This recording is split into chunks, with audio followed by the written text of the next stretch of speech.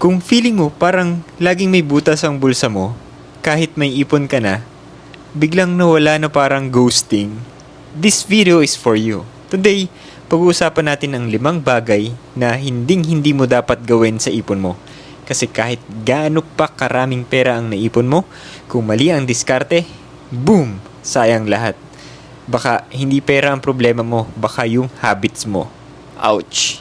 And don't worry, hindi to boring lecture. Promise, gagawin nating masaya, mabilis at saktong relatable sa mga Pinoy na gustong umasenso. Kaya kung ready ka nang i-level up ang ipon mo, let's go! Alam mo ba yung isang wallet lang ang gamit mo para sa lahat? Pang milk tea, pang Lazada, pang emergency, at yung pangarap mong travel fund? Bawal yan, bes. Kasi kung iisa lang ang lalagyan ng gastos at ipon mo, good luck sa ipon mo. Baka naggastos mo na yan sa Samgyup at Shopee Flash Sale. Rule of thumb, separate your savings from your spending. Hiwalay ang account ng ipon, parang ex mo. Huwag mo nang ihalo sa present life mo. Okay? Gusto mo ng real tip? Gumamit ng digital wallet o separate bank account na walang ATM para hindi ka matukso.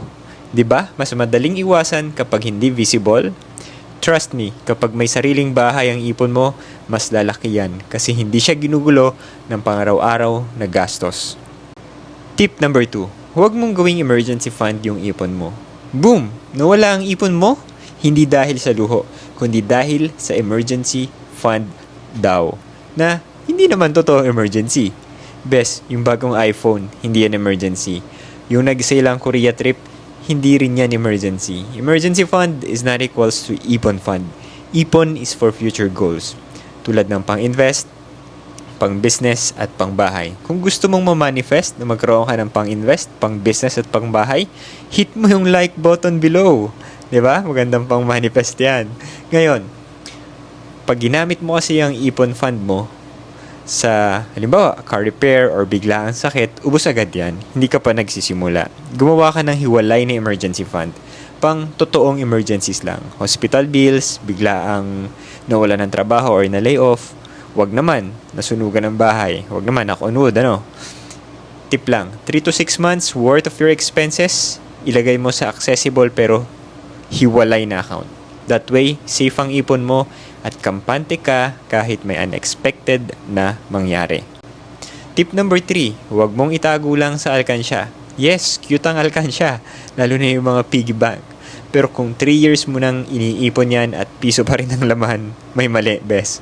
Ipon na walang tubo, parang ex mong hindi nagbago. Naka-hold lang pero walang progress.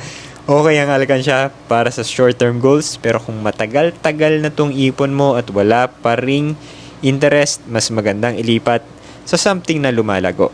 Pwede mong ilagay sa mga digital bank na may mataas na interest. Pwede rin sa MP2.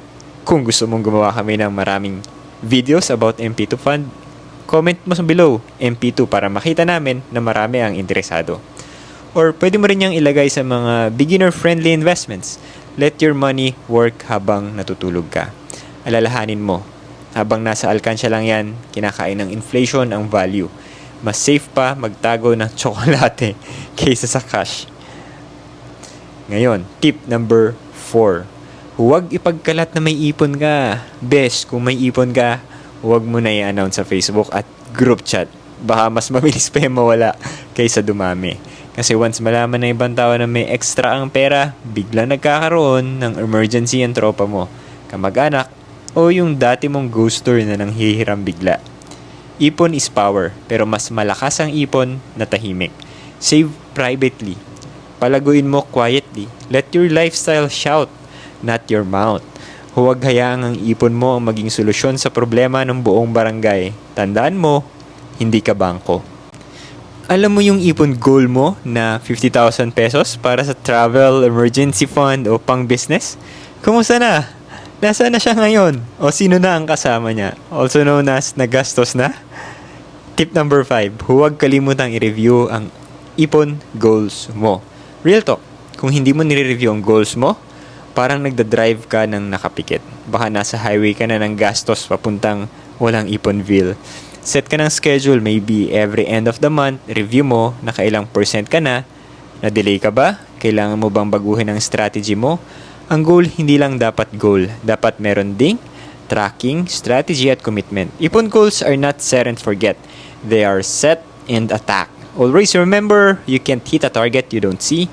Kaya kung seryoso ka talaga sa pagyaman, review, adjust, and attack ulit. Okay, gusto mo pa bang matutong mag-ipon, mag-invest, at magnegosyo? Ginawa kaming online community para sa mga Filipino na interesado sa mga ganitong usapin, na willing mag-share at willing ding matuto. Itong community na to is online and free. Bisitahin mo lang philmentors.com/free. Magkakaroon ka rin ng access na libre sa ginawa naming 7 days guide para ma-achieve mo yung financial freedom. Yun yung tinatawag naming Filipino Wealth Starter Kit. And for now, check mo kung libre pa. Kung libre pa, access mo na habang may chance ka pa. Okay? Visit mo lang philmentors.com/free. Lalagay namin sa description below yung link para ma-access mo yun.